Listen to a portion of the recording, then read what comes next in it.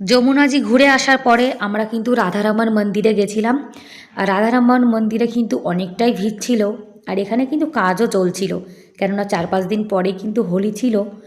আর এই যে তোমাদেরকে দর্শন করিয়ে দিলাম রাধারমণজি। এখানে কিন্তু রাধারমণজি স্বয়ং প্রকট হয়েছিল। তারপরে আমরা চলে এসেছি সবাই এখন নিধিবনে।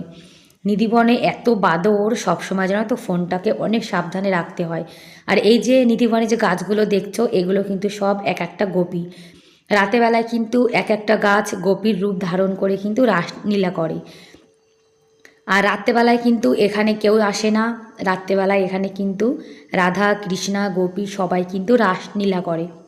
আর এখানেই মনে হয় সব থেকে বেশি বাদর থাকে। আর এই যে দেখছো কুয়াটা, এখানে কিন্তু রাধারানী স্নান করতো, সেটাই কিন্তু সবাই বলছিল। আমরা কিন্তু অনেকবারই নিধিবনে এসেছি, তবুও জানো তো যতবার আসি ততবার মানে কি বলবো, ভীষণ ভালো লাগে, মনটা খুব খুশি হয়ে যায়।